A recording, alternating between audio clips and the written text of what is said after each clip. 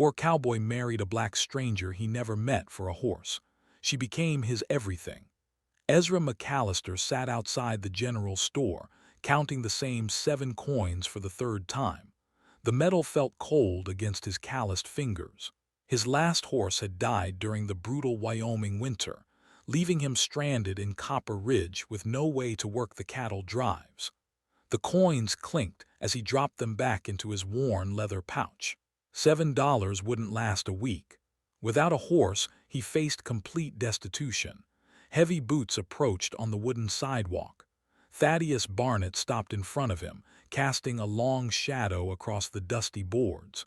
Everyone called him Dusty, though his clothes were always pristine. Dusty smiled that practiced smile of his, the kind that made honest folks check their pockets afterward. "Ezra, you look like a man who could use an opportunity." Ezra squinted up at him. "Depends on the opportunity. I've got a proposition from back east. A freight wagon owner needs to arrange a marriage for a particular woman. Freed slave, educated but difficult to place. No family connections." Ezra's stomach growled. He pressed a hand against it. "Marriage would be purely business," Dusty continued. "You'd get a quarter horse, saddle, and $50. She'd get protection and a home. Never even met her. That's the arrangement. Sign the papers, she arrives on next month's stage." Ezra stared at the coins in his palm. $7 stood between him and starvation.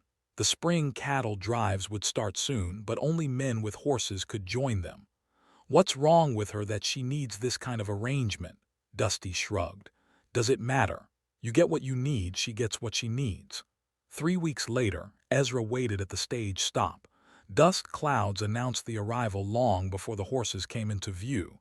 His hands felt damp with sweat. The stage rolled to a stop. The driver climbed down and opened the door. A woman stepped out with quiet dignity. She moved with purpose, not hesitation. Her dress was simple but well-maintained. When she looked at him, her eyes held intelligence that made him feel suddenly small. "You must be Ezra McAllister." Her voice carried perfect diction, no frontier drawl or rough edges. She spoke like the teachers he'd known as a boy. "Yes, ma'am. You're Celeste Freeman, I expect." She nodded once. "I am." The townspeople had already begun to stare. Mrs. Henley from the boarding house frowned from her porch. Old Pete spat tobacco juice and turned away. Martha Hargrove, the schoolteacher, approached them. "Welcome to Copper Ridge, Mrs. McAllister." Celeste's slight smile suggested she understood exactly what kind of welcome she'd actually received. Martha Hargrove led them toward the boarding house. Her worn boots clicked against the wooden sidewalk. The other townspeople watched from doorways and windows, their faces ranging from curious to hostile. Mrs. Henley stepped onto her porch before they reached the steps. Her arms crossed over her ample chest. "I'm afraid we're full up," she announced loudly enough for half the street to hear. Martha's jaw tightened. "Mrs. Henley, you've had the same 3 boarders for 2 years." "Well, we're full up for some folks." Celeste showed no reaction to the obvious lie. She simply nodded as if she'd expected nothing different. "We'll find other arrangements," Ezra said quietly. They walked toward the general store. Ezra needed supplies and Celeste required basic necessities. The store owner, Henry Walsh, looked up from his ledger when they entered. His expression soured when he saw Celeste. "Soap's 50 cents, Walsh said before Ezra could speak. "Sign outside says 30 cents, Ezra replied. "Price went up." Celeste moved silently through the store, examining items with careful attention. She paused at a shelf displaying various medicines and remedies. Her fingers traced the labels on several bottles. "This wintergreen extract is spoiled," she said softly to Ezra. "The color's wrong," Walsh overheard. "Nothing wrong with my merchandise." Celeste didn't argue. She simply moved to another shelf where newspapers sat folded. The top paper displayed a handwritten sign advertising farm equipment. She noticed a misspelled word but said nothing. They purchased basic supplies at inflated prices. Walsh's message was clear enough. Outside the store, Dusty Barnett approached with 2 other men. His smile seemed broader than before. "Ezra, I trust everything's working out well." Horse you promised is older than you mentioned. Still a fine animal. Gets you where you need to go." One of Dusty's companions, a thin man named Crawford, looked Celeste up and down with obvious disdain. "Heard tell some folks think they're better than the rest of us," Crawford said. "Think their book learning makes them special." Celeste kept her eyes forward. Ezra stepped closer to her. "Problem, Crawford. No problem for decent folks." They walked away, but Ezra heard Crawford's voice carrying on the wind. Words like uppity and trouble floated back to them. That evening, they sat in the small cabin Ezra rented at the edge of town. The space felt cramped with two people. Celeste had arranged her few belongings with precise care. "You read those newspaper signs pretty carefully," Ezra said. "Habit of mine. Notice anything interesting?" Several spelling errors, poor grammar in the advertisement section. Ezra felt heat rise in his cheeks. His own reading skills were limited at best. "Must seem pretty rough out here, after wherever you came from." Philadelphia had its own challenges. She didn't elaborate. Something in her tone suggested the subject was closed. The next morning brought new difficulties. Ezra cut his hand while repairing a fence post. The gash was deeper than expected, bleeding freely. Celeste examined the wound without hesitation. Her touch was gentle but confident. "This needs proper cleaning. Do you have any whiskey?" "Little bit." "Bring it here, and some clean cloth." She worked with steady hands, cleaning the wound thoroughly. Her movements showed practiced skill, not the uncertain fumbling of someone guessing at medical care. "You've done this before." "Many times." She wrapped the bandage with precise technique. The bleeding stopped completely. "Where'd you learn to do that?" "Philadelphia." Again, no details, but her competence was undeniable. Word of Ezra's arrangement spread quickly through the small town. Martha Hargrove visited their cabin 3 days later, carrying a basket of bread. "Thought you might appreciate a home-cooked meal." "That's kind of you," Celeste replied. Martha studied her with intelligent eyes. "You're educated." "Some. More than some, I'd wager. Your speech patterns suggest considerable learning." Celeste smiled slightly. The first genuine smile Ezra had seen from her. "You're observant, Mrs. Hargrove. Comes with teaching school for 15 years. Where did you study?" "Here and there." Martha didn't press, but her expression showed she understood there was much more to Celeste's story. Dusty Barnett's influence began working against them in subtle ways. Suddenly, no one needed Ezra for odd jobs. The livery stable owner claimed he had no work available. Even simple errands became complicated when store owners were mysteriously absent whenever they appeared. Ezra watched his small savings dwindle. The promised cattle drive work seemed increasingly distant. "Folks weren't this unfriendly before," he told Martha during one of her visits. "Dusty's been talking, suggesting your wife might bring trouble to town." "What kind of trouble?" "The kind that comes from change. Some people fear that more than anything else." Celeste listened to these conversations without comment, but Ezra noticed she watched everything carefully. Her eyes missed nothing, cataloging every slight and every act of kindness with equal attention. The town's children proved the most honest in their reactions. They stared openly, some with curiosity rather than hostility. When a group of them threw mud at Celeste one afternoon, Ezra stepped forward angrily. "That's enough." The children scattered, but the message was clear. Even the youngest residents had absorbed their parents' prejudices. That night, Celeste sat by the small window looking out at the darkened town. "Second thoughts?" Ezra asked. "About what?" "This arrangement, this place." She was quiet for a long moment. "I've faced worse circumstances than unfriendly neighbors." Something in her voice suggested she was remembering specific hardships. Ezra wanted to ask more, but he'd learned to recognize when she'd shared all she intended to share. The promised horse grazed in the small corral behind their cabin. It was indeed older than expected, with a stubborn temperament that matched its advanced years. Still, it represented mobility, the possibility of work, the difference between survival and destitution. As Ezra watched Celeste by the window, he realized the transaction had become more complicated than either of them had anticipated. The first child fell ill on a Tuesday morning. Tommy Henderson, the blacksmith's 7-year-old son, woke with a burning fever that wouldn't break. His mother, Sarah, paced the floors as Tommy tossed and turned, mumbling words that made no sense. By Wednesday, 2 more children showed the same symptoms. Mary Walsh from the general store and little Emma Crawford both developed high fevers and strange red marks across their skin. The marks looked different from anything the townspeople had seen before. Dr. Whitmore rode between the 3 houses, his medical bag growing heavier with each failed treatment. His usual remedies had no effect. The children's conditions worsened despite his efforts. "Never seen anything quite like this," he admitted to Sarah Henderson. "The fever patterns don't match typical childhood illnesses." Word spread through Copper Ridge like wildfire. Parents kept their healthy children indoors. The general store grew quiet as families avoided unnecessary trips to town. Dusty Barnett found his opportunity in the growing panic. He spoke quietly to small groups of men outside Walsh's store. "Mighty strange coincidence," he said, shaking his head gravely. "These children fall sick right after certain newcomers arrive in town." Crawford nodded eagerly. His own daughter lay fevered and delirious in her bed.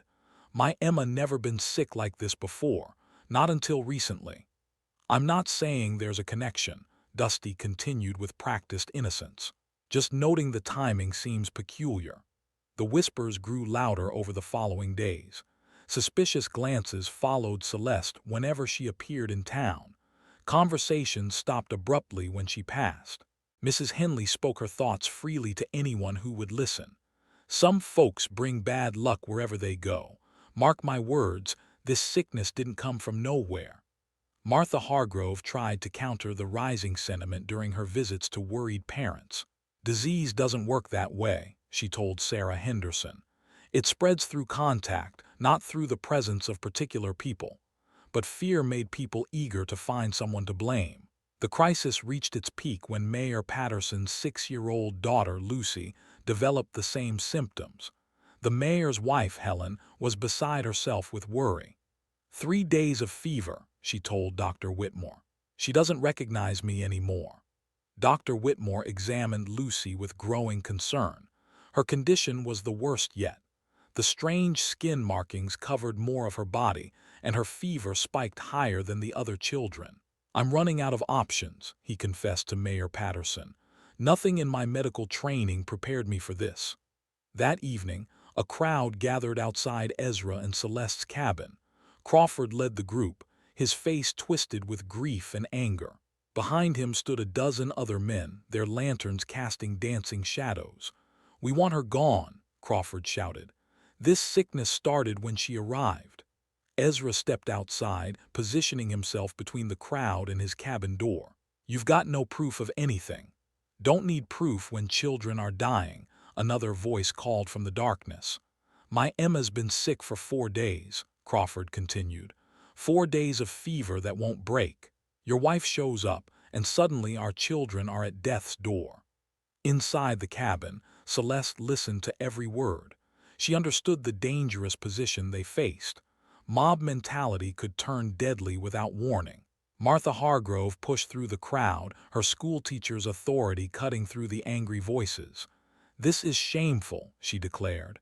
"Blaming innocent people won't cure your children." "Innocent?" Crawford spat. "How do you know she's innocent? How do you know she's guilty?" The standoff continued for nearly an hour. Ezra refused to budge from his position protecting the cabin door. The crowd grew more agitated as their demands were ignored. Finally, Mayor Patterson arrived. His face showed the strain of days without sleep. "Everyone go home," he ordered. "This won't help our children." "What will help them?" Crawford demanded. "That doctor of yours can't do nothing." Patterson had no answer. Dr. Whitmore's treatments were failing completely. After the crowd dispersed, Celeste spoke quietly to Ezra. "I need to examine those children. They'll never let you near them." "They might if their other options run out." The next morning brought devastating news. Lucy Patterson had taken a turn for the worse. Her fever reached dangerous levels, and she'd stopped responding to her parents' voices entirely. Dr. Whitmore sat beside her bed, his head in his hands. "I don't know what else to try," he told Mayor Patterson. "Every treatment I know has failed." Helen Patterson wept openly. "There has to be something." "Maybe," Patterson said slowly, "we should consider other options." Dr. Whitmore looked up sharply. "What other options?" "The McAllister woman. Some say she has medical knowledge." "You can't be serious. She's not trained." "Neither are you, apparently," Patterson snapped, immediately regretting his harsh words. "I'm sorry, doctor, but my daughter is dying." The room fell silent except for Lucy's labored breathing. Word reached the cabin within an hour. Martha Hargrove delivered the message personally. "They want you to examine the children," she told Celeste. "Dr. Whitmore is resistant, but Mayor Patterson is desperate." Celeste nodded slowly. She'd been preparing for this possibility since the illness began. "I'll need to see all 4 children," she said. "Not just the worst cases. Can you help them?" "I believe so, but I'll need complete cooperation from their families." Ezra watched his wife gather her few medical supplies. Her movements showed confidence he'd never seen before. "You know what this is, don't you?" "I have strong suspicions, but I need to examine them to be certain." The walk to the Patterson house felt like the longest journey of Celeste's life. Every step brought her closer to proving herself or failing completely. There would be no second chances if she was wrong. The Patterson house felt heavy with despair when Celeste entered. Dr. Whitmore stood beside Lucy's bed, his shoulders sagging with defeat. Mayor Patterson paced near the window while his wife held their daughter's burning hand. Celeste approached the bed with calm authority. Her trained eyes took in every detail of Lucy's condition. The child's breathing was shallow and rapid. Red marks covered her neck and arms in a distinctive pattern. "How long since the fever started?" Celeste asked. 5 days, Helen Patterson whispered. "The skin markings appeared on day 2, Dr. Whitmore frowned. "How did you know that?" "The progression is consistent with what I've seen before." She gently examined Lucy's throat, checking for specific signs. Her fingers felt the swollen lymph nodes with practiced precision. "I need to see the other children immediately." "Now wait just a minute," Dr. Whitmore protested. "I can't allow an untrained person to treat my patients." Celeste turned to face him directly. Her voice carried quiet steel. "Doctor, what medical training have you completed?" "I studied with Dr. Morrison in Denver for 6 months." 6 months, she nodded thoughtfully. "I worked alongside Dr. Samuel Harrison in Philadelphia for 8 years. The room went silent. Dr. Harrison's reputation reached even remote frontier towns. "That's impossible," Whitmore stammered. "Dr. Harrison took me in when I was 14 years old. His family had freed my mother when I was a child. He recognized my aptitude for learning and began teaching me immediately." Mayor Patterson stopped pacing. "Harrison was one of the most respected physicians in Pennsylvania. He wanted to send me to medical school," Celeste continued. "No institution would accept a woman of my background, regardless of my qualifications." She moved back to Lucy's bedside, her examination continuing with obvious expertise. "For 8 years, I assisted in surgeries, diagnosed illnesses, and treated everything from influenza to cholera. Dr. Harrison said I had better diagnostic instincts than most of his colleagues." Helen Patterson gripped her husband's arm. "Let her try." When Dr. Harrison died 2 years ago, his son inherited the practice. He made it clear there was no place for me in his vision of medicine. Dr. Whitmore watched her gentle but confident handling of his patient. Her techniques showed far more training than his own. "What do you think is wrong with her?" "Scarlet fever. Classic presentation, though more severe than usual." "Scarlet fever," Whitmore shook his head. "I've never seen a case. I've treated dozens in Philadelphia. The skin markings, fever pattern, and throat inflammation all confirm the diagnosis." She examined Lucy's mouth and throat more thoroughly. The telltale signs were unmistakable to someone who knew what to look for. "The good news is that I know exactly how to treat this condition. The concerning news is that without proper treatment, It can be fatal. Mayor Patterson stepped closer. What do you need? Access to all 4 sick children, complete cooperation from their families, and Dr. Whitmore's permission to implement my treatment plan. Dr. Whitmore struggled with his pride and his failure. 4 children were dying under his care. If you're wrong, then they die anyway, but I'm not wrong about this diagnosis. The conviction in her voice convinced him. He nodded reluctantly. They moved quickly to the other houses. At each bedside, Celeste confirmed her diagnosis. The symptoms matched perfectly across all 4 children. Tommy Henderson's condition had worsened since morning. Sarah Henderson looked exhausted from days of worry. "Can you really help him?" she pleaded. "Yes, but treatment must begin immediately." At Walsh's store, Mary's fever had spiked dangerously high. Her father watched with desperate hope as Celeste examined his daughter. "She's the worst case after Lucy," Celeste told him, "but treatable if we act now." Emma Crawford's symptoms were the mildest, caught earliest in the disease progression. "Your daughter has the best prognosis," Celeste assured Crawford, who had led the mob just days before. Back at the Patterson house, Celeste began explaining her treatment plan. Scarlet fever requires specific herbal preparations combined with careful fever management. I'll need willow bark, elderflower, and several other plants. "Where will we find those?" Dr. Whitmore asked. "I noticed them growing wild near the creek. Dr. Harrison taught me to identify and prepare medicinal plants when manufactured drugs weren't available." Martha Hargrove volunteered to help gather the necessary herbs. Other townspeople, seeing their children's desperate condition, offered assistance. Celeste worked through the night, preparing treatments with precise measurements. Her hands moved with the confidence of years of experience. "The fever reduction must be gradual," she explained to Dr. Whitmore. "Too rapid a drop can cause complications."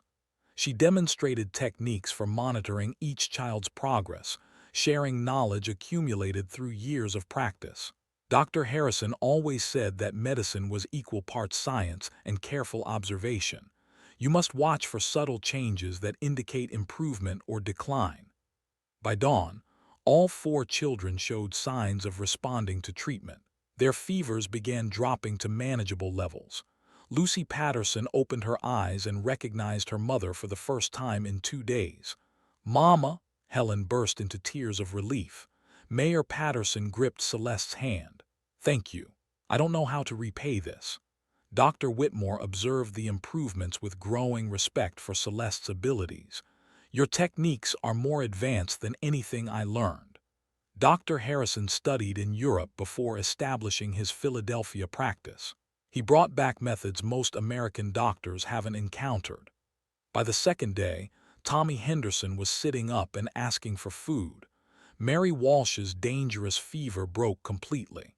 Even Emma Crawford, who had worried her father into joining angry mobs, was laughing and playing again. The transformation in the town's attitude was immediate and complete. The same people who had demanded Celeste's exile now praised her wisdom and skill. But Dusty Barnett watched these developments with growing concern. His carefully planted seeds of suspicion had backfired spectacularly. Celeste had not only saved the children, but earned the community's respect and gratitude. His plans for driving them away had failed completely. Standing outside his office, Dusty realized he needed a new strategy. Within a week, all 4 children had recovered completely. The transformation in Copper Ridge was remarkable. Families who had once crossed the street to avoid Celeste now sought her advice on everything from minor cuts to persistent coughs. Dr. Whitmore approached her with genuine humility. "I'd like you to work alongside me," he said. "Your knowledge far exceeds mine in many areas. I cannot legally practice medicine. Under my license, you could. As my medical partner." The arrangement was unprecedented for the territory. A woman, particularly one of Celeste's background, serving as a doctor's equal partner, challenged every social convention. But the saved children provided undeniable proof of her abilities. Sarah Henderson brought her younger son to Celeste for a routine examination. Tommy keeps talking about the nice lady doctor who made him better. Martha Hargrove visited their cabin with another proposal. The school board approved my request. We'd like you to teach sciences and health education. Celeste accepted both positions, despite knowing the controversy they would generate in surrounding towns. The additional income transformed Ezra and Celeste's circumstances completely. They purchased supplies without counting every penny. Ezra could afford proper equipment for the ranch work he'd always wanted to pursue. But Dusty Barnett was not finished. He recognized that direct confrontation had backfired. His new strategy was more subtle and potentially more dangerous. Dusty began spreading rumors about Celeste's true background. He suggested her medical knowledge came from improper sources. He hinted that her education involved activities no respectable woman would pursue. Crawford, despite his daughter's recovery, proved receptive to these new suspicions. How does someone like her learn so much about medicine? He wondered aloud. Seems unnatural for a woman to know such things. But the townspeople who had witnessed Celeste's skills firsthand dismissed these whispers. The evidence of her competence was too strong. Martha Hargrove had been conducting her own investigation into Dusty's activities. Her teacher's instincts told her something was fundamentally wrong about the recent illness outbreak. She spent evenings reviewing the timing of events, the pattern of infections, and Dusty's behavior throughout the crisis. One detail particularly bothered her. The illness had spread in a strange pattern, not following the typical progression of contagious diseases. Martha decided to examine the affected houses more carefully. She visited Sarah Henderson on the pretense of checking on Tommy's continued recovery. "That's a beautiful blanket," Martha commented, noticing a colorful wool covering on the couch. "Oh, that was a gift from Mr. Barnett. He brought blankets for several families last month. Said they came from a textile mill back east that was clearing inventory." Martha's suspicions sharpened. He gave blankets to other families too. The Walshes got one, and the Crawfords. Even Mayor Patterson received one for little Lucy's room. Every affected family had received blankets from Dusty Barnett. Martha immediately sought out Celeste, sharing her discoveries. "The blankets could be the source," Celeste agreed. "Contaminated textiles can carry scarlet fever bacteria for weeks under the right conditions. But how would Dusty know that? He might not have known the specific disease, but he could have known the blankets came from an infected area." They examined the blanket at Henderson's house together. Celeste's trained eye noticed subtle discoloration in certain areas. This fabric shows signs of contamination. The bacteria could have survived the journey from wherever these blankets originated. Martha's investigation expanded to include Dusty's recent business dealings. She discovered he had been quietly purchasing land options throughout the area. Her schoolteacher's salary didn't allow for extensive travel, but she managed to send letters to contacts in Denver and Cheyenne. The responses confirmed her worst fears. Dusty had been buying land at below-market prices by creating artificial crises in small towns. The scarlet fever outbreak was not his first manufactured emergency. "He's done this before," Martha told Celeste and Ezra. "3 other towns in Colorado and Wyoming. Each time, mysterious problems drove down property values just before Dusty arrived with cash offers." The evidence was damning, but they needed proof that would convince the territorial authorities. Celeste's medical knowledge provided the key insight. If the blankets were deliberately contaminated, there would be specific bacterial patterns. "I can test samples using techniques Dr. Harrison taught me." Her makeshift laboratory in their cabin was crude but effective. The microscope borrowed from Dr. Whitmore revealed telltale bacterial formations that confirmed deliberate contamination. "These blankets didn't accidentally pick up scarlet fever," she concluded. "Someone exposed them to infected materials intentionally." Martha had traced Dusty's blanket purchases to a textile mill in Kansas that had recently experienced a scarlet fever outbreak among workers. He bought contaminated inventory at a discount, knowing it was dangerous. The full scope of Dusty's scheme became clear. He had intentionally brought disease to Copper Ridge, planning to buy up land cheaply after families fled the supposedly cursed town. His ultimate goal was establishing a railroad depot on the accumulated property, a venture that would generate enormous profits.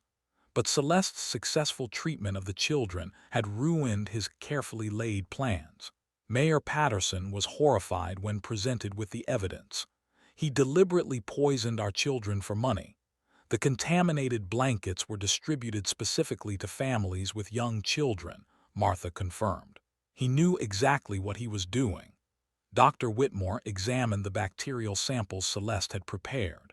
This level of contamination could only result from deliberate exposure to infected materials. The territorial marshal arrived within days of receiving their report. The evidence was overwhelming and undeniable. Dusty Barnett was arrested on charges of reckless endangerment, fraud, and conspiracy. The families he had targeted would recover their property and receive compensation for their suffering. As the marshal led Dusty away, the man who had once seemed so confident and controlling looked small and defeated. His scheme had failed because he had underestimated the very people he sought to exploit. Celeste watched from their cabin porch as justice finally arrived in Copper Ridge. The trial took place in Cheyenne 3 months later. Dusty Barnett's scheme was exposed in full detail before a packed courtroom. The territorial judge sentenced him to 10 years in prison and ordered him to pay restitution to every family he had harmed. Crawford publicly apologized to Celeste and Ezra during the town meeting following the trial. "I was wrong to blame you," he said, his voice thick with shame. "My fear made me stupid and cruel." Other townspeople nodded in agreement. The mob that had once demanded Celeste's exile now recognized her as their savior. Dr. Whitmore made their partnership official with a signed contract. Celeste's name appeared on a shingle outside his office, identifying her as medical partner. It was the first such arrangement in the Wyoming Territory. "Your diagnostic skills exceed those of most trained physicians," he told her.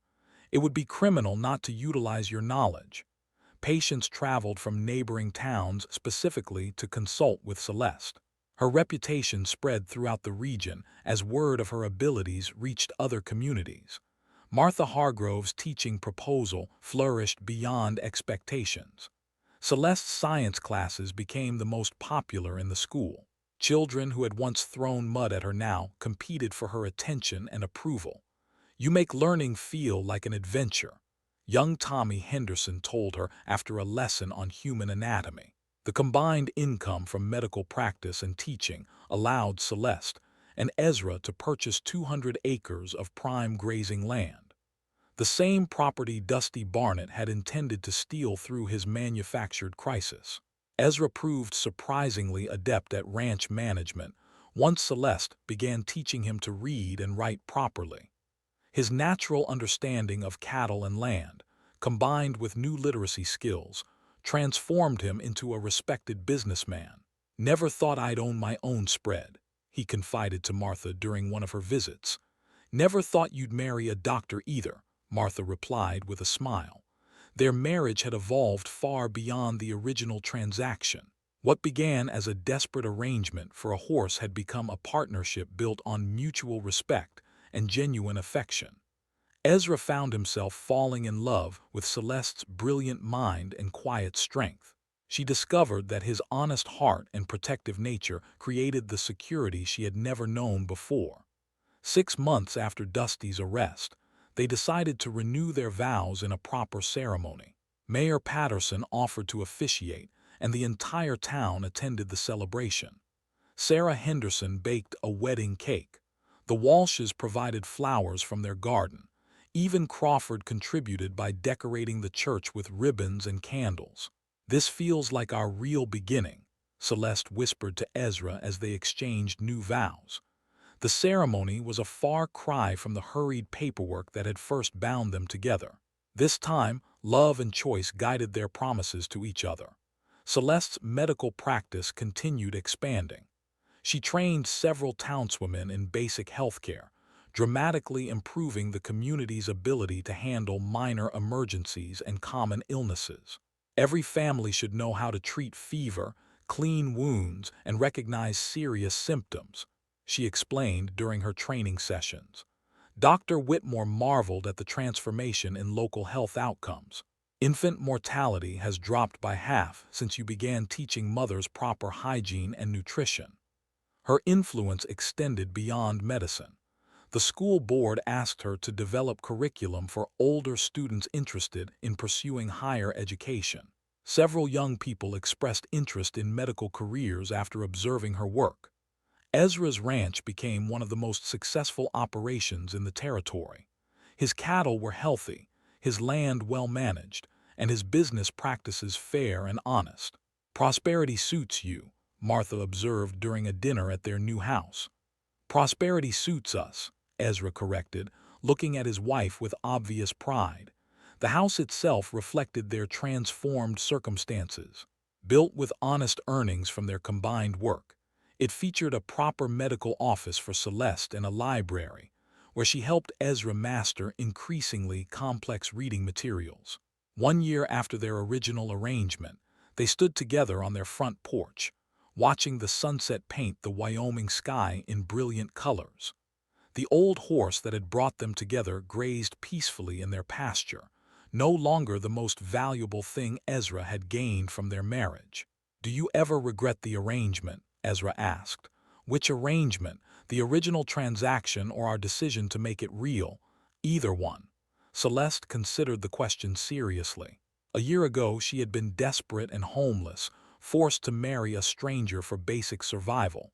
Now she was a respected medical practitioner, teacher, and landowner. "The original arrangement saved my life," she said finally. "But our decision to transform it into something genuine saved my soul." Ezra nodded, understanding exactly what she meant. Their story had begun with desperation, prejudice, and a simple trade for transportation. It had become something neither of them could have imagined when they first signed those papers in front of Dusty Barnett. Celeste had found her place in a world that had initially rejected her.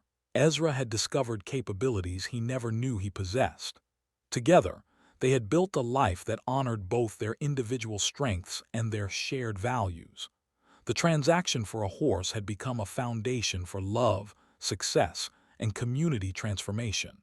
As darkness settled over their land, Celeste and Ezra McAllister went inside their home, ready to face whatever challenges tomorrow might bring.